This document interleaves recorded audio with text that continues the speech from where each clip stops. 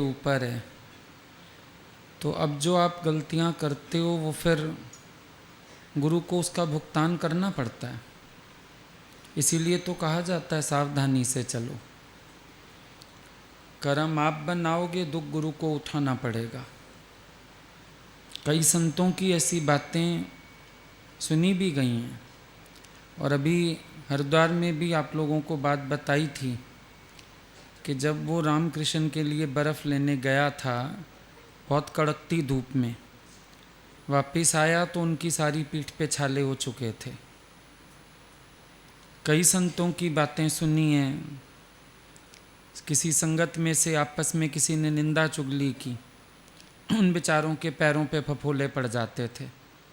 बोलते थे तुम लोग मत कमाया करो पाप, हमें भुगतना पड़ता है। ये बातें हम लोग समझते नहीं हैं। ये दादा का वचन चला आ रहा है तब से। दादा ही बोलते थे ये बात कि जो तुम करोगे, अब तुम मेरी शरण हो तो भुगतना मुझे पड़ेगा। इसीलिए तुम सावधान होकर के चलो, क्योंकि ये और भी बुरी बात है कि तुम्हारी किसी गलती की सज़ा गुरु को मिले। आज समझो बच्चे स्कूल में कोई मिस्टेक करें और पेरेंट्स को बुला के पनिश किया जाए, मुर्गा बना दिया जाए, उठक बैठक करवाई जाए, तो बच्चों के लिए कितनी शर्म वाली बात हो जाएगी। गुरु हमसे लेता भी कुछ नहीं है, देता ही है। निष्काम होके दे रहा है, तन मन धन से दे रहा है। तो हम कुछ अच्छी बात तो कर ना पाएँ, उल्टा उनको कष्ट दे या हमारी वजह से प्रकृति उनको तकलीफ़ दे, तो ये फिर कोई अच्छी बात नहीं है। गुरुजी भी बोलते थे ये बात कि तुम लोग नहीं समझते हो, पर मुझे बहुत पीड़ा होती है, मुझे तकलीफ़ पहुंचती है जब तुम लोग गलतियां करते हो। इसीलिए तो संत साधु देखो परे रहते हैं ज्ञान सुना के। वो किसी का योगक्षेम उठाते ही नहीं है। बोलते तुम्हारी करनी तुम जानो। ना वो नज़दीक होते हैं, ना नज़दीक आने देते हैं। सिर्फ नाम दान दे के अपनी जान छुड़ा लेते हैं। लेकिन ब्रह्मज्ञानी गुरु ऐसा नहीं करता। वो फिर पूरी तरह से हम लोगों का भार उठाता है।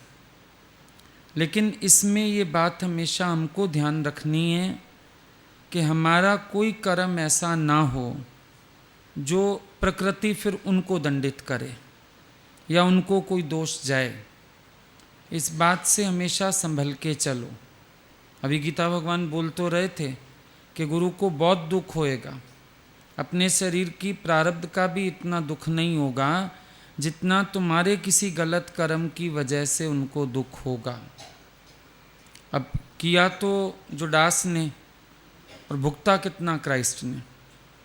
लालच था ना उसका, चंद सिक्कों की लालच उसने की और अवतार बेचारे को शूली लटकना पड़ गया। तो ये भक्तों के कर्म नहीं है तो क्या है। और फिर भी क्या कहता है, फॉरगिव देम ओ लॉर्ड, उनको भी माफ़ी देना। और वो तो बोलता ही था जुडास, मुझे मालूम है क्राइस्ट ने मुझे माफ़ कर ही दिया होगा। मतलब वो उतने सीधे स्वभाव के हैं, तुम जान रहे हो, तो उसका मिसयूज़ कर रहे हो। गलत बात हो गई। आज अगर प्रकृति में ये न्याय है कि भोगे बिन छूटे नहीं कर्म गति अति बलवान, और हम लोग गुरु की शरण में जाके माफ़ियाँ मांग लेते हैं, भूलें बख्शवा लेते हैं, गुरु कह देता है अच्छा मैंने माफ़ किया, तो अब कहीं तो जाएगा ना दंड वो परमात्मा का। कहाँ जाएगा बताओ, कहीं तो जाएगा, क्योंकि प्रकृति में तो नियम है भोगे बिन छूटे नहीं। आज अगर पुलिस वाले ने आपके बेटे को पकड़ लिया, लाइसेंस नहीं है या जुर्माना लगा, अब बच्चे के पास तो पैसे नहीं थे, आप लोगों को बुलाया गया, अब आपने जाके माफ़ी भी मांगी, पैसा भी दिया, उनको तो पैसे से मतलब, आप दो आपका बेटा दे, उनको इससे भी कोई मतलब नहीं। परमात्मा ने दंड देना ही देना है। अब उसको कोई मतलब नहीं कहाँ से कैसे, तो फिर कभी तुम्हें बचाना पड़ता है। तो फिर गुरु को अपने ऊपर लेना पड़ता है, बचाता है, रक्षा करता है। ये कोई आसान बात थोड़ी है। तभी तो हम कहते हैं सतगुरु सब नहीं होते हैं, तो जो ज्ञान सुनाने लगता है गुरु बन जाता है। कभी सोच के देखो, गुरु का पार्ट बहुत बड़ा है। गुरु का पार्ट छोटा पार्ट नहीं है। किसी की जीवन को पूरी तरह संभालना, संवारना कोई मजाक की बात थोड़ी है। शायद तुम अपने एक बच्चे से भी तंग आ जाओ, लेकिन गुरु तो उतना भी तंग नहीं आता है, फिर प्यार से संवारता है, फिर मेहनत करता है। तो गुरु का काम तो बहुत अलग चीज़ है।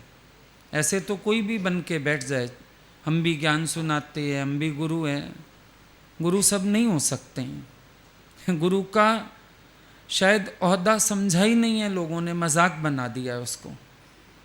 सतगुरु बहुत बड़ी हस्ती का नाम है, तभी उसके आगे देवता भी झुके हुए हैं। इतनी बड़ी हस्ती है वो कोई छोटी हस्ती नहीं है कि बस हाँ कह दी और बात हो गई, नहीं। बहुत बड़ी हस्ती के मालिक हैं, बहुत ऊंची पदवी है उनकी। और ये भी सच्चाई है, मैं नीवी मेरा सतगुरु ऊंचा, ऊंचियां नाल मैं लाई, सदके जावा ना ऊंचियां ताई जिन्ना नीवियां नाल निभाई। आप कभी विचार करके देखो, जो आए हैं जीवन धारण करके, शरीर धारण करके, क्या उनके अपने कर्मों की कोई गति होगी क्या? क्या पाप करके आए हैं वो? हम कभी कभी गुरुजी को देखते थे, कभी सुइयाँ लग रही हैं, कभी कुछ हो रहा है, तो लगता था इनके अपने तो कर्म नहीं है ना कोई, ये पता नहीं किसका कष्ट उठाए बैठे। कभी कुछ हो जाता था, कभी कुछ हो जाता था। धनौल्टी चले एक बार, वहाँ पैर मुड़ गया, कितने 3-4 महीने पैर नहीं ठीक हुआ। रोज़ बैंडेज बांधते थे, रोज़ बैंडेज बांधते थे।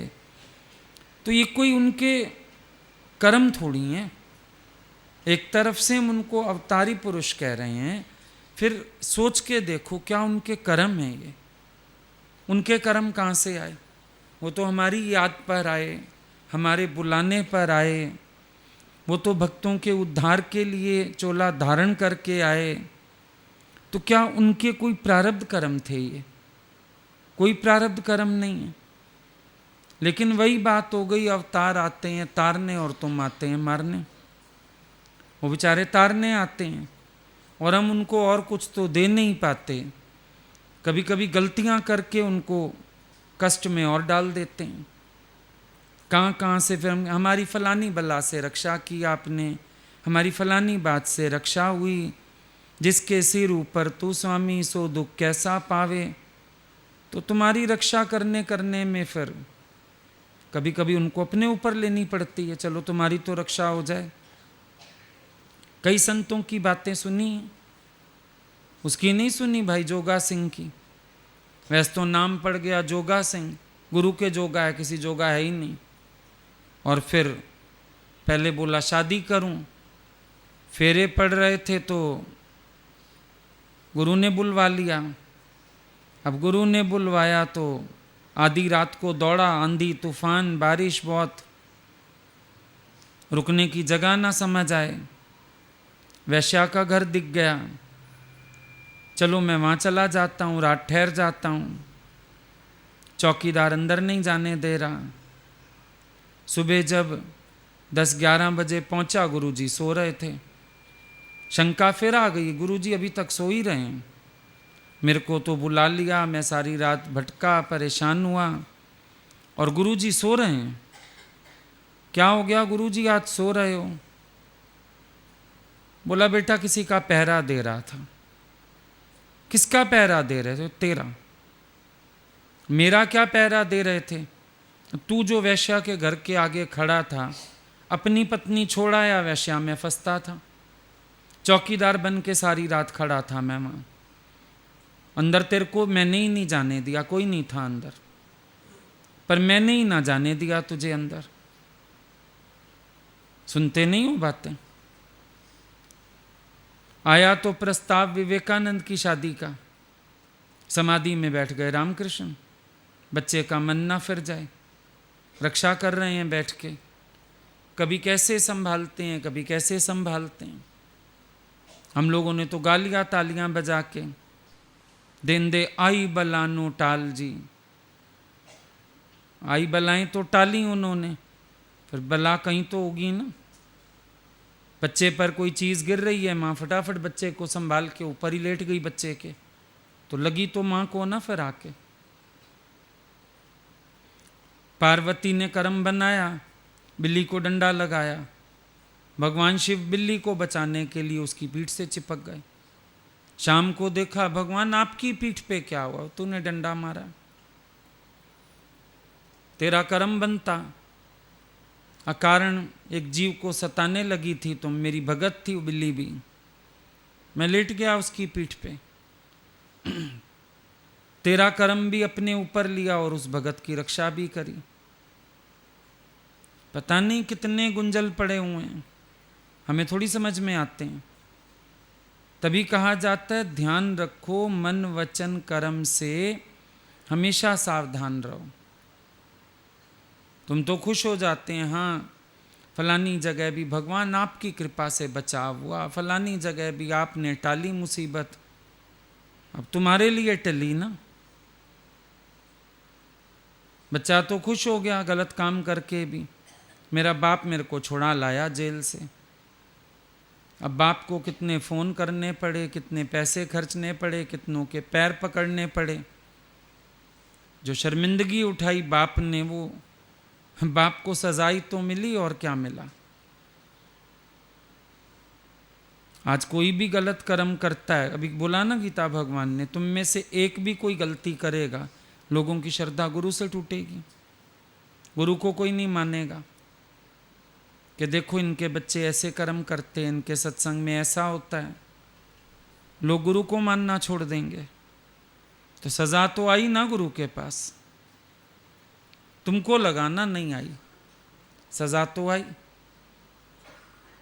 उनके कोई कर्म बनाए हुए हैं जो इतनी पीड़ाएं सहते हैं, हम ही लोग दे देते हैं कुछ ना कुछ, कुछ ना कुछ। दादाजी बेचारे लास्ट के 5 साल कैसे बीमार हो गए। बोलते थे उस समय भी, लक्ष्मी भगवान बोलते थे, बोले ये सब तुम लोग जो आते हो ना, अपवित्र लोग, मन में गलत ख्याल लेके, गलत बातें लेके, ज्ञान सुन के भी सुधरते नहीं हो, ये सब दादा को कष्ट उठाना पड़ रहा है कि तुम लोगों ने पाप करने बंद नहीं किए सत्संग सुन के भी, कर्म बनाने बंद नहीं किए सत्संग सुन के भी। यहाँ भी किसी से राग, किसी से द्वेष, किसी के लिए गलत सोचना, किसी के लिए कोई विचार रखना, तो ये सब फिर कर्म तो है ना। ये थोड़ी है कि कर्म नहीं बन रहा। और आपको गुरु ने दिलासा दे दिया, मैं तुझे मुक्त करूँगा, कब्र से निकाल के भी मुक्त करूँगा। अब अगर उसने कब्र से निकाल के मुक्त करना है और बीच में आपके कर्म बंधन बन रहे हैं, आड़े आ रही हैं आपकी कुछ गलतियाँ, क्या करेगा फिर? कहीं ना कहीं तो फिर प्रॉमिस कर दिया है तुमसे, तो उसको पूरा तो करना है। ये तो बहुत बड़ाई होती है महापुरुषों की, कभी मुंह नहीं खोलते। हम थोड़ा सा किसी के लिए कष्ट उठाएंगे ना, पता नहीं कितना सुना देंगे, पर ये महापुरुष ऐसे होते हैं, मुंह नहीं खोलते अपना। भगवान को कभी कोई कह भी देता था, हम लोग कभी कभी बैठते थे ना, बोलते थे आपके कोई प्रारब्ध कर्म थोड़ा है, तो बोलते थे मेरे को कष्ट भी कहाँ है ही नहीं, कोई कष्ट ही नहीं। अरे तो शरीर है, चलता रहता है, गाड़ी भी सड़क पे चलती है तो खराब हो जाती है, ऐसे करके हमेशा बात टाल देते थे। पर सच्चाई तो यही है, बोलते नहीं हैं वो लोग, चुप में सहते हैं। तभी तो कहा जाता है गुरु का कर्ज गिन ही नहीं सकते हम, उतारना तो बड़ी दूर की बात है। उतारेंगे तो तब ना जब गिनती होगी, गिन ही नहीं सकते, क्योंकि हमें पता ही नहीं है कितनी हमारे पे कृपा हो चुकी है। हमें पता ही नहीं है कितना कर्जा वो छिपा हुआ भी दे चुके हैं, हमें मालूम ही नहीं होता। कहाँ से मालूम पड़े? अगला जतलाएगा तो मालूम होगा ना, वो जतलाते ही नहीं। किसी किसी का विवेक ही नहीं जागता, जड़ता ही नहीं जाती। सालों बैठ के भी ज्ञान में कोई बढ़ नहीं पाता, पर आखिर गुरु देखता है क्या है इसका, उसके लिए तप भी करता है।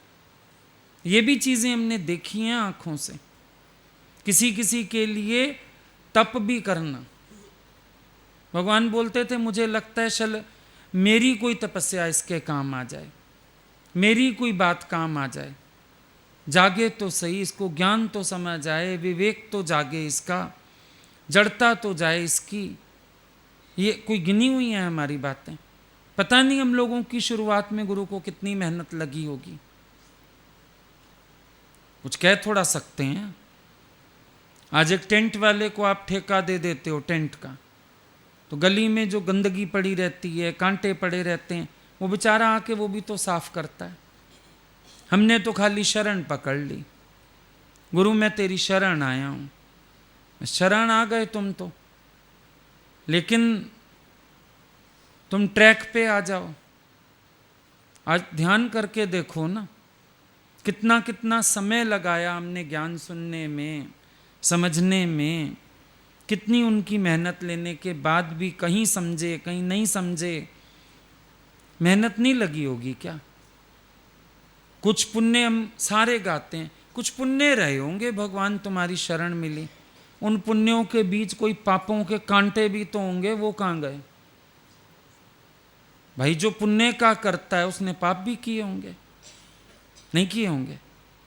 फिर अब पुण्यों का फल तो आपको मिल गया, आपको शरण मिल गई, गुरु मिल गया, पाप कहाँ गए? पापों के कांटे किसने सहे? हमें चलाने के लिए, बढ़ाने के लिए। वो मेहनत कहाँ गई गुरु की? वो तो हमारी गिनती में ही नहीं है। हम तो सारा दिन ये गाते हैं कोई पुण्य किए होंगे, कोई पुण्य किए होंगे। पुण्यों में पाप भी तो थे, वो कहाँ गए? जो बाधा बन के खड़े थे। अगर केवल पुण्य थे तो फिर तो आप डायरेक्ट ज्ञान को प्राप्त हो जाते। कुछ तो बंधन थे जो गुरु को शुरुआत करवानी पड़ी। तो वो चुभन किसने सही कांटों की? वो पापों की चुभन किसने सही? ये तो हम कभी सोचते ही नहीं। हमें यहाँ बैठने लायक बनाने में गुरु को कितनी मेहनत लगी, ये तो हम कभी सोचते ही नहीं। हम तो खाली खुश लगे पड़े रहते हैं।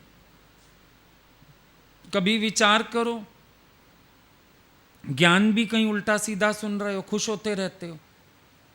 सही मार्ग लाने के लिए गुरु कितनी चुभन सहता है, क्योंकि आपका मन कभी कभी गुरु के लिए भी गलत सोचता है। इनको कोई स्वार्थ होगा, इनको कुछ चाहिए होगा, तो बाद में समझ आता है ना उनका निस्वार्थ भाव। कोई एक तरह से हम चुभन देते हैं उनको, बहुत तरह से देते हैं। गुरु प्यार करता है, नज़दीक करता है, तो भी 10 लोगों की बातें उसको सुननी पड़ती हैं। फिर कोई मिस्टेक हम कर दें तो लोग ताने उनको मारते हैं, ये तो आपका करीबी भगत है, तो आपका करीबी बच्चा है, ये बात तो ऐसे है, वो बात तो ऐसे है। कोई आज हम क्रियामान कर्म बना के कष्ट नहीं दे रहे। कहाँ भावी टालनी पड़ती है, कहाँ प्रारब्ध टालनी पड़ती है। कोई कम बात है गुरु की? बहुत है। कभी जतलाया नहीं उन्होंने, लेकिन जानते तो हैं। हर एक के जीवन में ऐसे अनुभव होंगे, सबके पास है, हमारे पास भी हैं, आप सबके पास भी हैं। कहीं कहीं तो लगता है प्रारब्ध की लकीरें ही बदल डाली उन्होंने। हिसाब था नहीं, बना दिया। तुम भगवान का कार्य करो, मैं तुम्हारा इंतजाम करूंगा। कहाँ से किए इंतजाम? सोच के देखो। हमने तो हर दुख में आवाज लगा दी बस, हर तकलीफ में हमने तो उनका नाम ले लिया बस। कितना प्यारा है नाम तेरा, इस नाम से मैंने काम लिया। हनुमान जी तो राक्षस के मुंह से भी निकल आए, सबके मुंह से निकल आए, उड़ भी दिए। फिर बेचारे राम जी नागपाश में बंधे, कभी कहीं बंधे, देना नहीं पड़ा हिसाब क्या भगत का, देना पड़ा। अब ये हम कहेंगे नहीं लड़ाई हो रही थी, राम जी नागपाश में बंध गए, इंद्रजीत ने वो चला दिया, पर कुछ ना कुछ तो देना पड़ता है। हनुमान को श्राप मुक्त किया, हनुमान को राक्षसों से बचाया, रावण के यहां से निकल आया, हुआ ना इतना कुछ।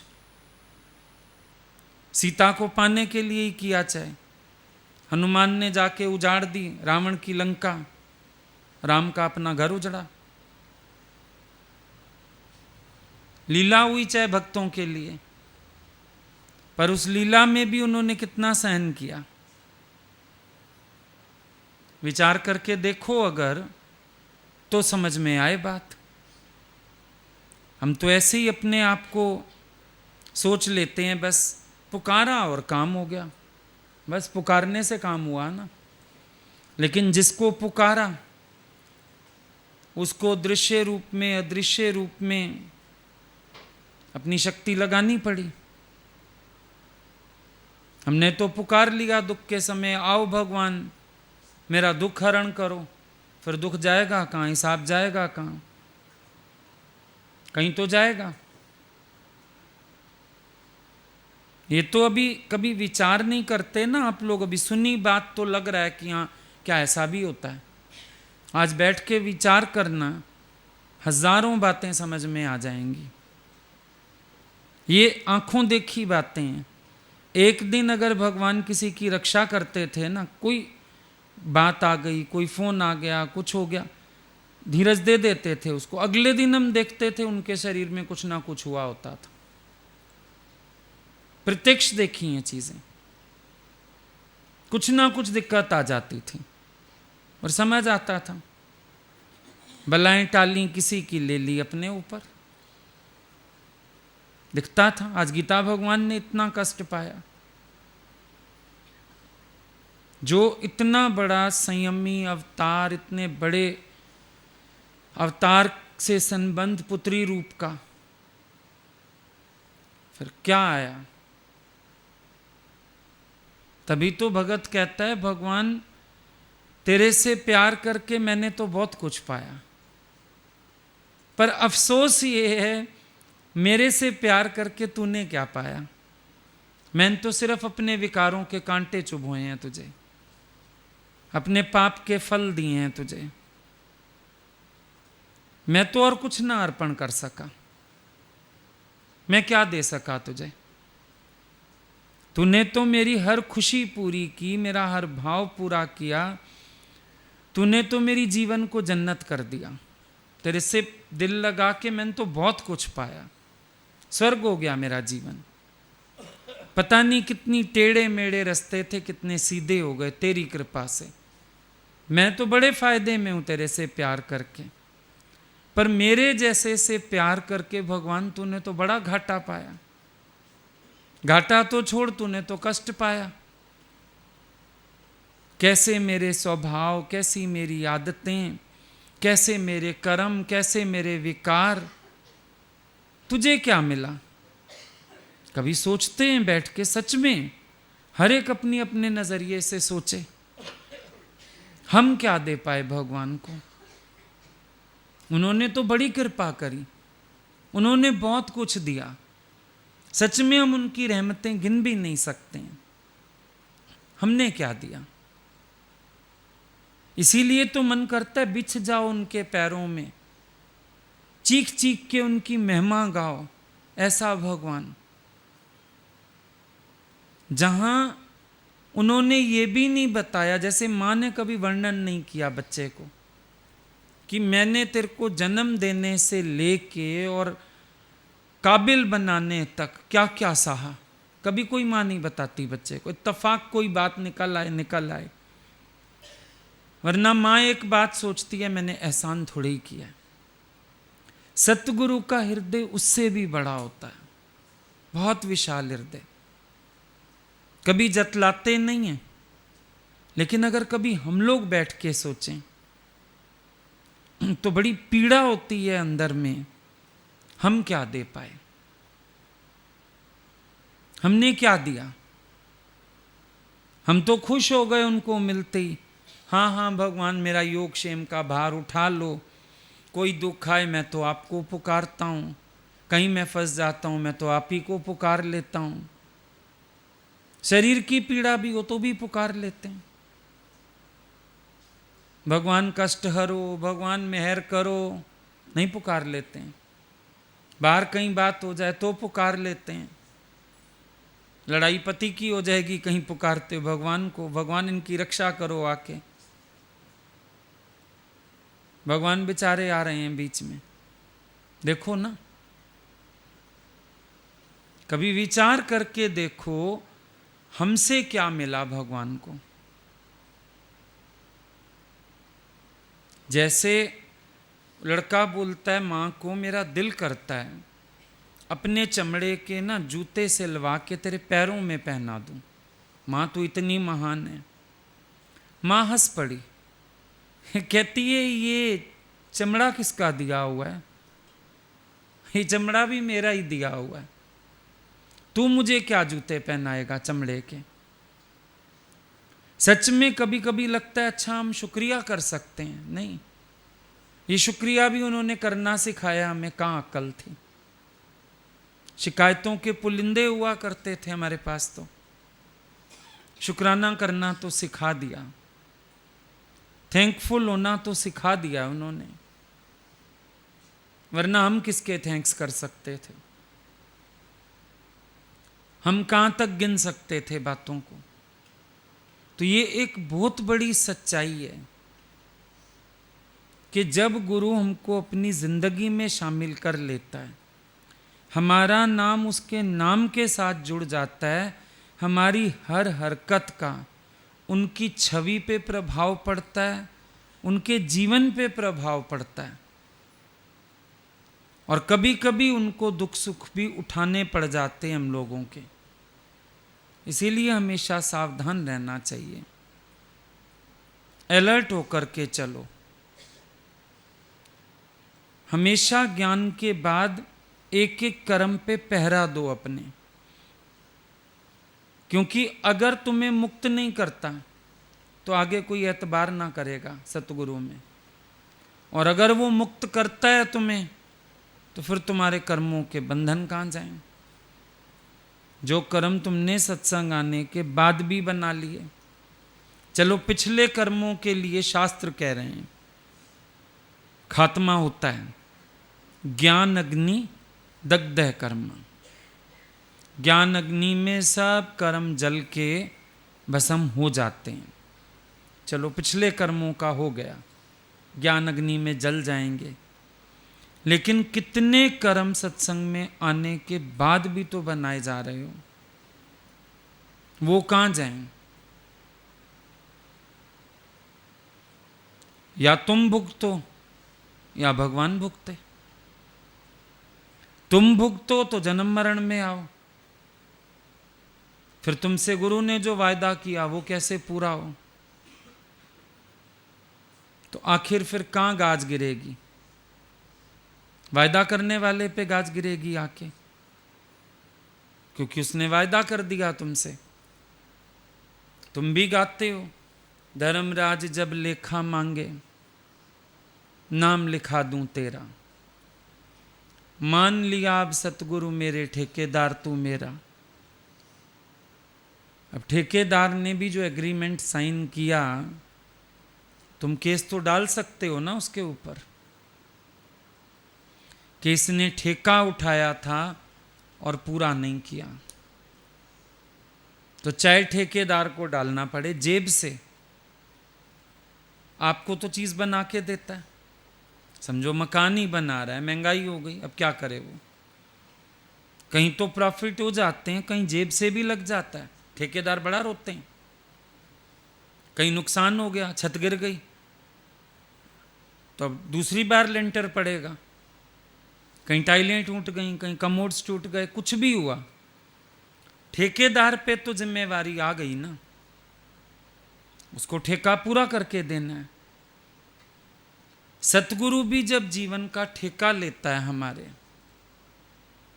ऐसे थोड़ी रोज जोश करता है, समझाता है, बारीक से बारीक गलती निकालता है।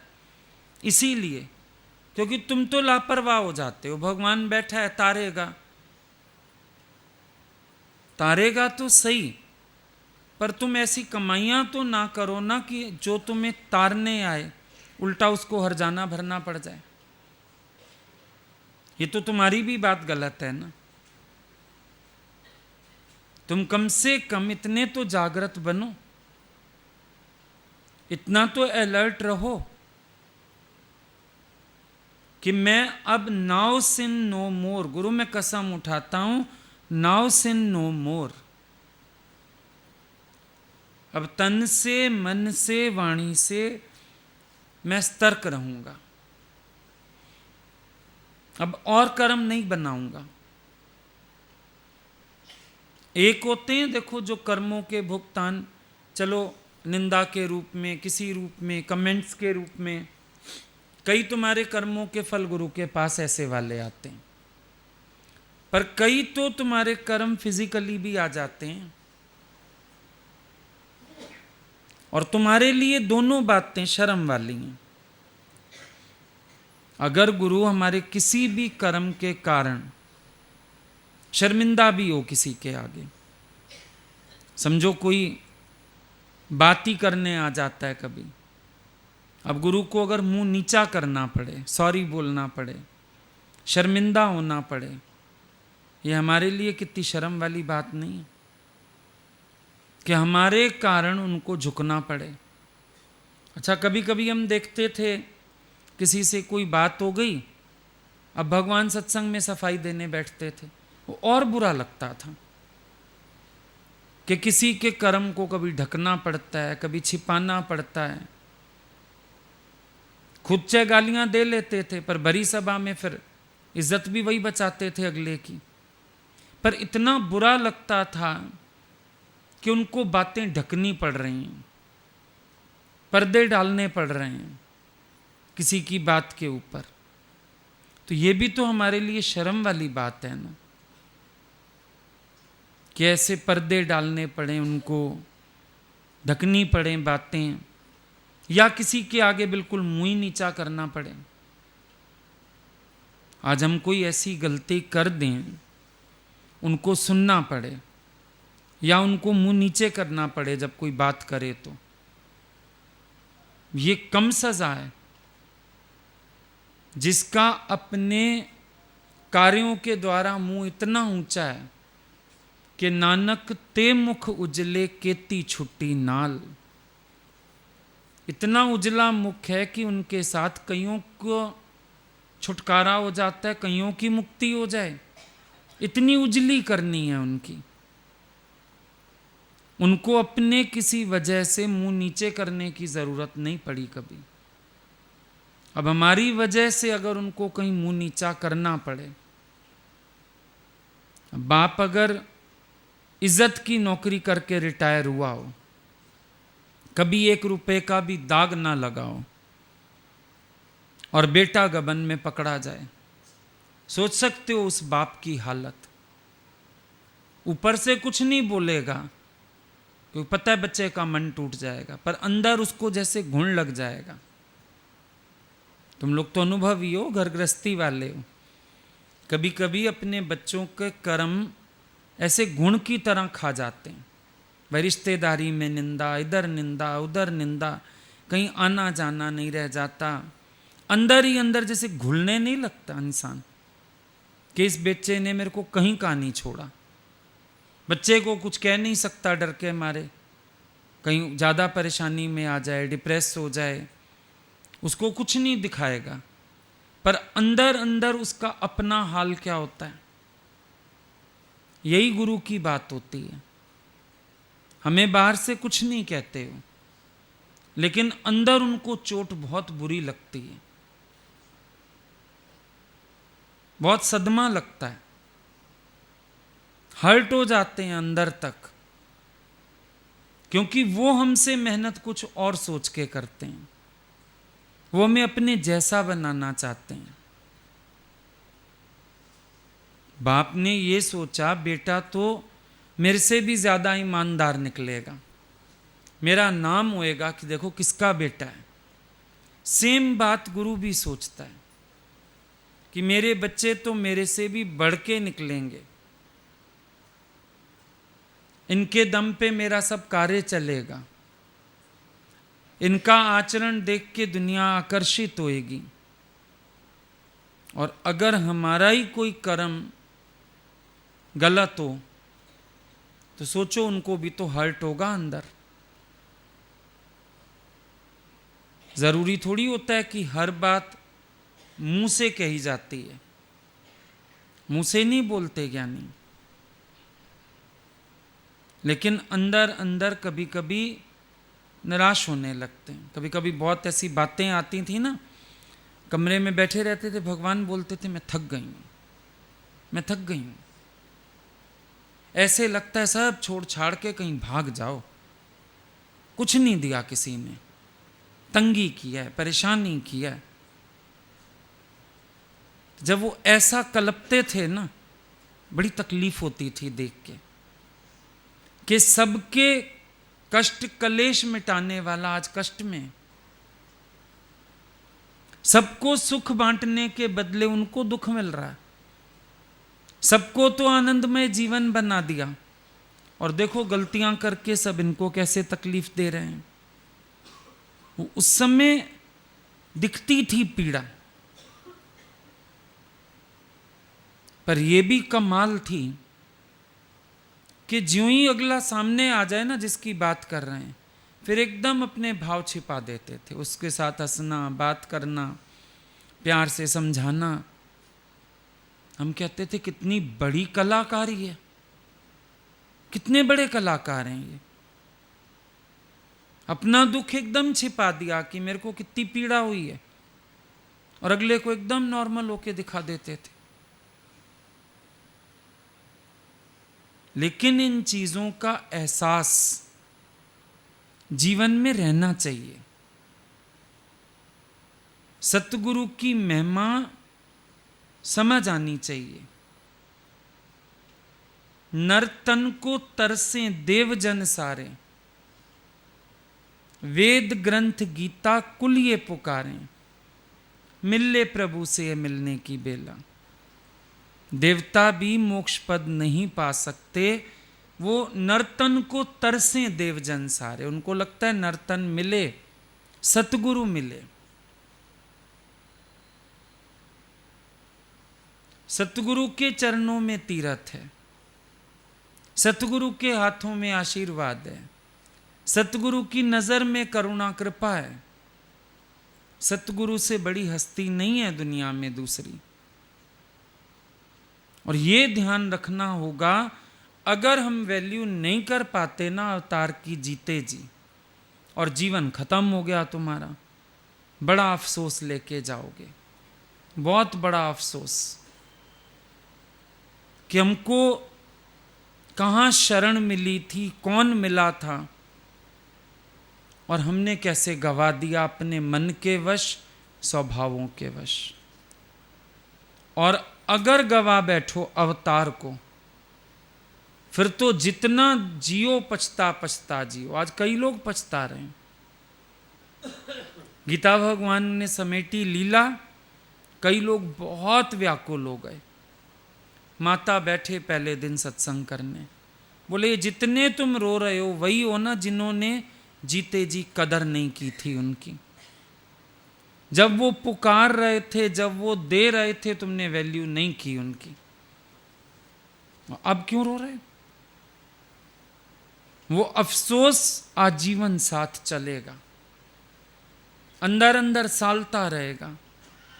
तेरे को भगवान मिला था, तूने क्या किया, तूने क्या किया। आज बड़ी जल्दी हमको नफरत आती है। यहूदियों की जात में फिर अवतार नहीं आता। जुडास ने ऐसा किया, इसने एक बार शूली दी थी, पर हम अपने कर्मों से गुरु को रोज वही दर्द भुगतवाते हैं। जब हम गलतियां करते हैं ना, उसने तो एक बार शूली चढ़वाया था। तुम जानते हो गुरु को कितनी तकलीफ होती है हमारे गलत कर्मों से। कहीं भी हम गलती करते हैं, हम क्रोध करते हैं, हम इच्छा करते हैं, हम वासना के गुलाम बनते हैं, हम निंदा चुगली करते हैं, हम गलत विचार रखते हैं, ऐसे हम बड़े अच्छे हैं, हम तो आपका पाँव ना जमीन पे आने दें, लेकिन रोज शूली पे तो चढ़ा देते। कभी कभी स्थितियां असमंजस की पैदा कर देते। शूली पे चढ़ने से कम नहीं होता गुरु के लिए। जब उसका मुंह नीचा होता है, जब तुम्हारे कर्म ढकने पड़ते हैं, जब उसको सफाइयां देनी पड़ती हैं, जब झुकना पड़ता है, शूली पे चढ़ने से कम बात होती है क्या? करो कार्य, पता लग जाएगा। करो जाके किसी को प्यार, पता लग जाएगा। जब प्यार की शुरुआत विश्वास से होती है, सोचो तुम पे कितना बड़ा विश्वास रख के गुरु इतना प्यार करता है। दुनिया में लोगों को अपने प्यार में एक बार धोखा मिले ना, प्यार शब्द से नफरत हो जाती है। ज्ञानी कितने धोखे खाता है, कितने चलते हैं, कितने छूटते हैं, कितनों को प्यार करता है, क्या सोच के प्यार करता है, तुम अपने को किस दिशा में ले जाते हो। क्या ये सब गुरु का भुगतना नहीं है? ये हमारे कर्मों की सजाएं वो नहीं भुगत रहा तो और क्या है? और कुछ बाहरी हो ना हो, पर हम लोग मेंटली कितना टॉर्चर कर देते हैं, सोचा है कभी? विचार किया है? चाहे तुम्हारी छिपी हुई गलती हो, जब उसको पता चलती है फलाने ने ऐसी बात की, फलाने ने ऐसा कर्म किया, सोचो उसको कितनी ना पीड़ा होती है। और हालत कैसी, जैसे सांप ने छछूंदर निगल लिया। निकालता है तो आंखें फूटती हैं, निगलता है तो आंतें फटती हैं। प्यार किया है तुम्हें, ये तो नहीं तुमने किया, उसने भी बहुत किया। तुम्हें धक्का भी नहीं मार सकता उठा के। तुम शायद कह सकते हो आसानी से, अच्छा मुझे निकाल ही दीजिए, छोड़ ही दीजिए, फलानी कर दीजिए, तुम्हारा गुजारा हो सकता है। शायद इतनी जगह बनाई होगी तुमने दिल में भगवान की, लेकिन भगवान तो तुम्हें धक्का भी नहीं मार सकता। इतना भी दम नहीं है उसके अंदर, क्योंकि प्राणों से प्यार किया है तुम्हें। वो धक्का भी नहीं मार सकता कि उठा के चाहे गाली 100 दे दे, निकल जाओ, कल से मत आना। फिर भी 4 दिन नहीं दिखते, उसी को याद आती है, फोन करो भाई, बुलाओ भाई, कहाँ गया? अरे फिर और गर्क हो जाएगा माया में, यहाँ मेरे से छूटेगा तो कहीं का नहीं रहेगा। ये भी परेशानी उसकी। और पास बिठाता है तो तुम संभालते नहीं अपने को, तो फंसा दिया ना, जैसे छछुंदर निगल लिया हो। बिठाता है तो भुगतता है, छोड़ता है तो भुगतता है, उसको तो भुगतना ही पड़ेगा। तो क्यों ना हम अपने कर्म ठीक कर डालें? क्यों ना हम हर कर्म करने से पहले, एक शब्द बोलने से पहले ये सोच लें, उनकी शान को बट्टा तो नहीं लगाने जा रहा हूं। इतना ही सोच लें, उनकी शान के खिलाफ तो ना होगा कुछ, इतना ही विचार कर लें, ज्यादा नहीं तो। यही विचार कर लो कि उन्होंने जब इतने औखे वक्त में मेरी बाह पकड़ी है, सच में जिस समय हम मुस्कुराने के भी लायक नहीं थे, उन्होंने उस समय आनंद में लाया हमें, खुशियों में भरपूर किया हमें। तो कम से कम ऐसे खुशी देने वाले के जीवन में एक पल भी दुख का तो ना लेके आए।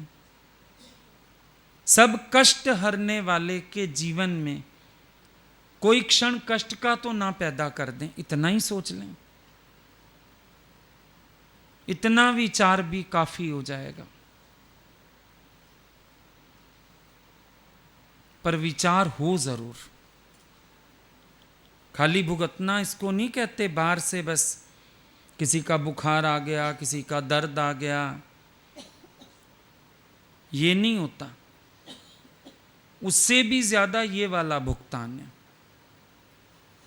कभी कभी बाहरी भुगतान भी गुरु खुशी से उठा लेता है तुम्हारा, तो तुम्हारी साधना में बाधा ना पड़े, तुम्हारा कष्ट दूर हो जाए। लेकिन जब तुम अपने गलत कर्मों से क्रियामान कर्म बनाते हो और तकलीफ देते हो, ये सबसे ज्यादा गलत बात है।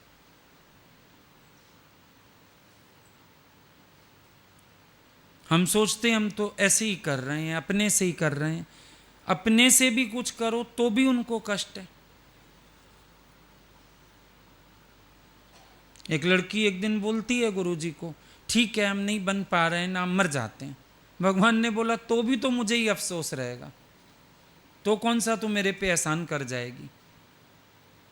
मरना ही है, इस झूठे अहंकार से मर ले कि सारी जिंदगी का एक बट्टा और लगा जाओगे। हम अंदर सोचते रहें कि इससे अच्छा हम इसको डांटते ही ना, कुछ कहते ही ना, जैसे चल रही थी चलती रहती, तो तू और नई मुसीबत खड़ी कर जाएगी मेरे लिए, मुझे और शोक में डाल जाएगी। उससे अच्छा है जैसा हम कह रहे हैं अपनी जीवन संवार ले। गुरु ने बाहर से तुम्हें कठोर दिखता है, सिर्फ तुम्हारे विकारों के लिए रूप धारण कर लेता है। अंदर अगर तुम उसकी दिल देखोगे ना, कभी एक मां की दिल से भी नरम दिल होती है। हम देखते थे भगवान कभी डांट लेते थे, फिर सारा दिमाग उनका वहीं, जितनी मर्जी बात कर लो, हम लोग बोलते थे अब इनको कुछ नहीं समझ आएगा, हैं क्या कह रहे हो, दोबारा बताओ। हम लोग बोलते थे अब आज इनका सारा ध्यान उसमें लगा हुआ है। जब तक वो रोटी नहीं खाएगा व्यक्ति, जब तक वो हंसेगा नहीं, अब ये परेशान है। डांटना भी जरूरी था, नहीं थोड़ी थोड़ी देर में देखो फलानी ने खाना खाया। रोटी नहीं खाते थे जब तक कोई आके ये ना बता दे उसने खा लिया जिसको आपने डांटा था। देखो फलानी तू जा, अच्छा फलानी तू जा, उसको खिला दो खाना। कभी कभी हम लोग चिढ़ के बोल देते थे अच्छा आप तो खा लीजिए ना, नहीं खाता ना खाए अगला।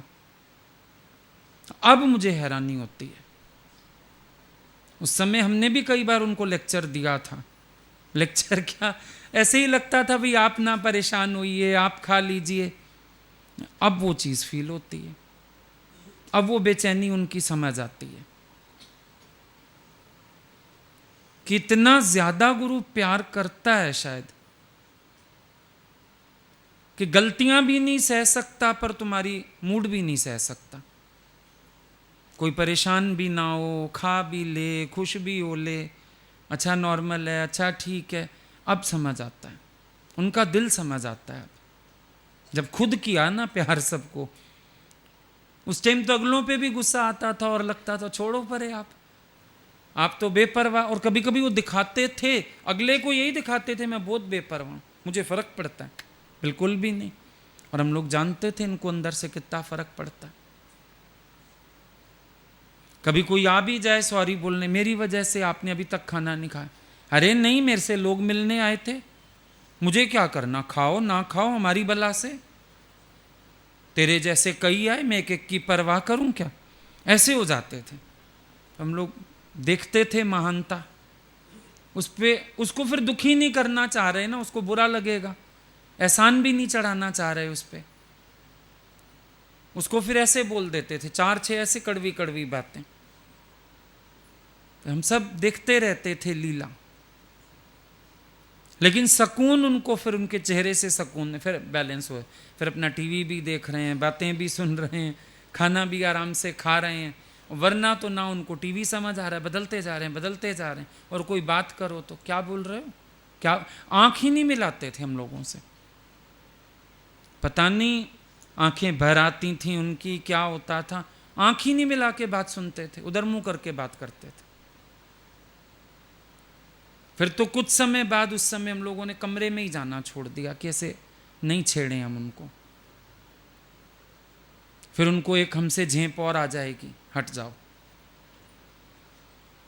जानते उस दिन तभी बात चली थी, एक एक के साथ गुरु भुगतता है सारा कुछ, तप भी करता है, हमारे सुख दुख भी सहता है, हमारे एक एक के साथ दोबारा यात्रा, एक एक के साथ दोबारा यात्रा। किसके साथ यात्रा नहीं है? जितना भी बढ़ चुका कोई भी, अभी भी देख लो, गुरु की यात्रा नहीं चल रही तुम्हारे साथ, कैसे चलोगे अकेले?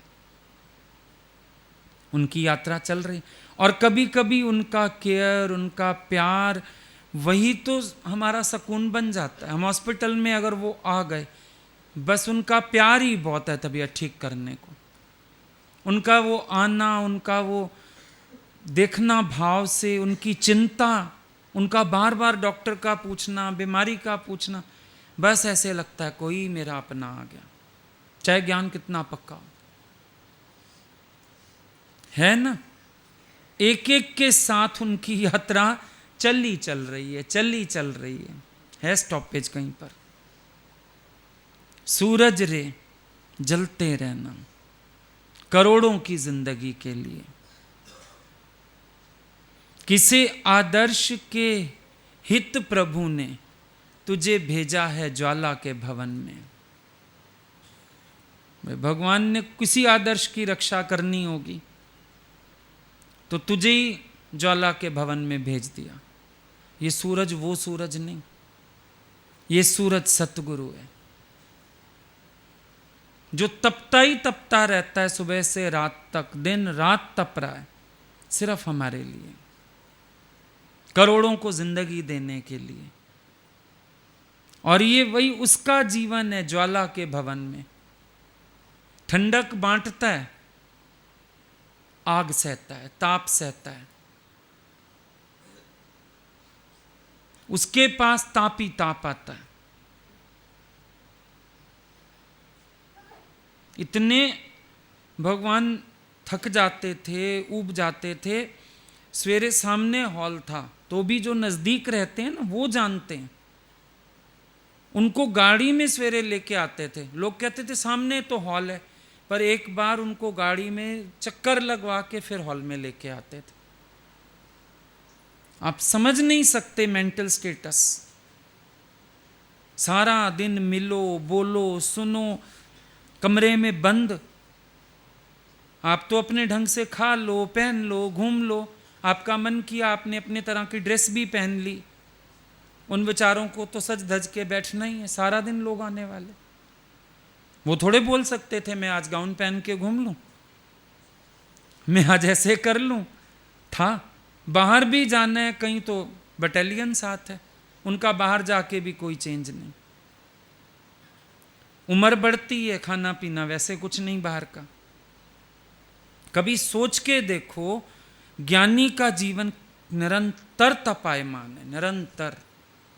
हमारे पास हो सकता है साल में 4 दिन अपने हैं, उनके पास 4 घड़ी भी अपनी नहीं है, 4 घड़ी भी अपनी नहीं। एक वॉशरूम तक चले जाएं वही उनका अपना टाइम है बस, उसमें भी टेंशन, बाहर लोग बैठे हैं। नहाओ भी जल्दी जल्दी, कभी कभी सुबह नहाए नहीं हो और कोई मिलने आ जाता है, वो नहाने भी जाओ ऐसे लगता है एयर मेल से नहाओ, जल्दी करो जल्दी, नीचे वेट कर रहे हैं लोग, भागो भागो भागो भागो। बताते थे भगवान, बोले मैं कितने कितने दिन सिर में शैम्पू डालना याद नहीं रहता। हम लोग कई बार देखते हैं जल्दी होती है, बिना देखे पता ही नहीं चलता, कभी फेस वॉश सिर में पड़ गया तो कभी शैम्पू मुंह पे लग गया। है अपना वक्त है, अपनी खुशी है, खाना तुम्हारे हिसाब से, चलना तुम्हारे हिसाब से, भाव जो हैं तुम्हारे। वो किस दिन ये कह ही नहीं बैठते आज मेरा ये खाने का भी मन है। खाना तो इतना नगण्य हो चुका है कि ठीक है खा लिया, बस वो पेट भरना है, जल्दी दो, 4 लोग बैठे हैं जल्दी जल्दी रोटी खा लें फिर मिलें। चाय कई बार हम लोग ही देखते हैं, पता ही नहीं चलता चाय पी, हम थोड़ी देर बाद बोलते हैं तुमने हमको चाय नहीं दी, बोले आपने पी ली, आप बात कर रहे थे, स्वाद नहीं आया चाय का।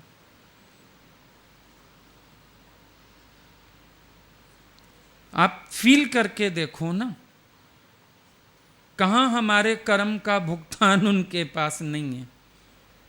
अब कहने वाला ये बोलेगा कि मैं एक ही तो मिला इतने दिन बाद, आज ही तो मैंने कहा बात करनी है। फोन आता है ना कभी कभी, फोन सुन चुके हैं, थक रहे होते हैं, कितनी देर फोन भी वो गर्म हो जाता है, डर लगता है फट ही ना जाए फोन। तो ये लोग कभी कह दें किसी को, अभी बात नहीं, हम तो कभी करते ही नहीं है फोन। भैया तुम तो नहीं करते हो, लेकिन यहां तो रोज 50 फोन है। तुमने एक ने किया, वो क्या करें? तुम एक मिलने वाले, वो क्या करें? तुम एक भाव वाले, वो क्या करें? मैं भाव से ये लाया, खाओ भैया, हम नहीं खाते। हम तो आज एक ही बहाना करते हैं, हमने ना अभी पहले दवाई खानी है, उसके बाद कुछ खाना, हटाओ यहां से। कितने भाव खाओ भाई? तुम तो एक एक खिलाने वाले, हम दिन की आधा किलो मिठाई खा गए तो हमारा क्या होगा? सोचो। और ये हुआ उनके साथ, सबके भाव रखते रहते थे, अपना शरीर बिगाड़ लिया। किसी तरफ से मर्जी घूम के आ जाओ, सारे हमारे ही कर्मों के दोष हैं। चलते अभी और अच्छे चलते हो, लेकिन नहीं उनके पास अपना वॉक का टाइम, नहीं खाने का समय, नहीं खाना ढंग का। 10 लोग मिलने आ रहे हैं तो 10 डिब्बे आ रहे हैं, 10 डिब्बे आ रहे हैं तो 10 में से चख रहे हैं। शरीर कहां जाएगा? और स्वाद का खाया कभी नहीं, कभी भी नहीं खाया स्वाद का। भाई कोई चीज उनको अच्छी लग रही है, कटोरी भर खा लें। सारा चखना जो है, चखते चखते ही तबीयत खराब हो जाती।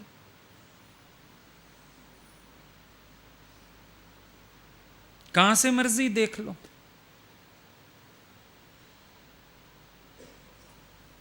ये तो दिखा उसका खाली भीषम पिता मैवाणों की शैया पे।